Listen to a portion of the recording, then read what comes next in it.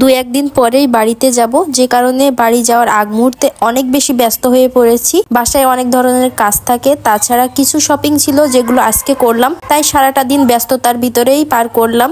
তো সবকিছু নিয়েই আজকে আপনাদের সাথে ভিডিওটা শেয়ার করব। সো হ্যালো এভরিওয়ান, আসসালামু আলাইকুম। কেমন আছেন সবাই? আশা করি সবাই খুব ভালো আছেন। আলহামদুলিল্লাহ, আমিও আপনাদের দোয়া এবং আল্লাহর রহমতে খুবই ভালো আছি।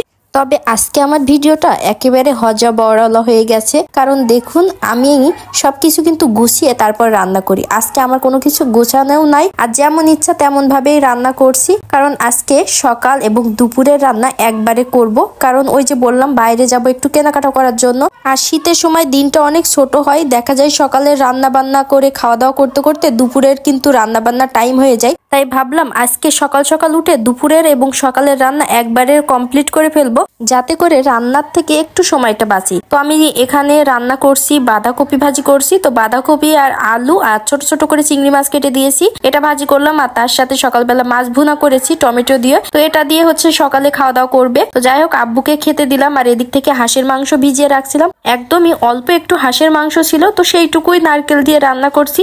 আর মিষ্টি কুমড়া দিয়ে মাছ দিয়ে রান্না করছি। মানে আজকে 4টা তরকারি রান্না করলাম। সকালবেলা যে ভাজিটা করেছিলাম ওই ভাজির থেকে কিছুটা ভাজি আছে, যে কারণে দুপুরের জন্য আলাদা করে আর কোনো রকম ভাজি করলাম না। অল্প একটু হাঁসের মাংস ছিল, আর ওই যে মিষ্টি কুমড়া রান্না করেছি মাছ দিয়ে। এটা দিয়েই হচ্ছে দুপুরের খাওয়া দাওয়া কমপ্লিট হয়ে যাবে।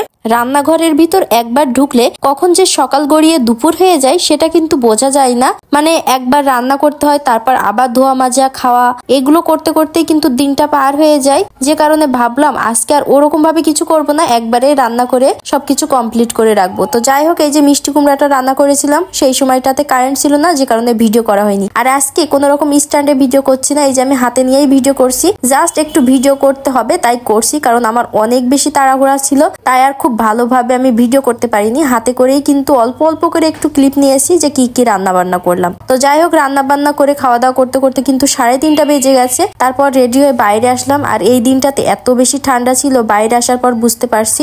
তো যাই হোক, মূলত আজকে কেনাকাটা করতে আসছি জেবার জন্য, যেহেতু বাড়িতে যাব, জেবার শীতের ড্রেস লাগবে, তাই ওর জন্য কিছু ড্রেস নেব। তো এই যে জেবার গায়ে এখন যে ড্রেস আছে এইগুলা কিন্তু ট্রায়াল দিয়ে দিলাম। তো যাই হোক, এই ড্রেসগুলো তো নিয়েছি, তার সাথে কিন্তু আরো অনেক ড্রেস নিয়েছি, সবকিছু আপনাদের সাথে শেয়ার করব। আর জেবা আজকে এত বেশি দুষ্টুমি করছিল, ও তো বাইরে গেলে এমনিই দুষ্টুমি করে, কিন্তু আজকে একটু বেশিই দুষ্টুমি করছিল। শেষ পর্যন্ত তো অনেক বেশি কান্না শুরু করে দেয় বাইরে আসবে বলে। তো যাই হোক, আমরা সবকিছু কেনাকাটা করে নিয়ে চলে আসছি। আর আমার অবস্থা থেকে কেউ আবার ভয় পেয়েন না, কারণ বাসায় আসার পর আমার মাথাটা এত বেশি ব্যথা করে, যে কারণে আমি মাথা ভর্তি তেল দিয়ে রেখেছি।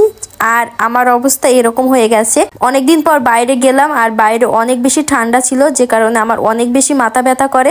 আর বাসায় আসার পর অনেক বেশি তেল দিই, মানে এত বেশি যন্ত্রণা করছিল, ভাবলাম একটু তেল দিলে ভালো লাগবে। তো যাই হোক, এই কারণে আমার অবস্থাটা এরকম লাগছে। তো যেবার জন্য এখানে অনেকগুলো ড্রেস নিয়েছি, তো সব ড্রেসগুলোই অনেক বেশি সুন্দর হয়েছে। তো আপনাদের কাছে কেমন লাগলো যেবার ড্রেসগুলো অবশ্যই কিন্তু কমেন্ট করে জানাবেন। আমাদের কাছে তো সব ড্রেসগুলোই অনেক বেশি পছন্দ হয়েছে। তো যেবা যখন নানি বাড়ি যাবে সবগুলো ড্রেস এক এক করে পরিয়ে দেব। তো আজকের ভিডিওটা এই পর্যন্তই ছিল। কেমন লাগলো অবশ্যই কমেন্ট করে জানাবেন। যদি ভালো লেগে যায় আমার পেজের পাশেই থাকবেন, পেজটা ফলো দিয়ে রাখবেন। তো সবাই ভালো থাকবেন, আল্লাহ হাফেজ।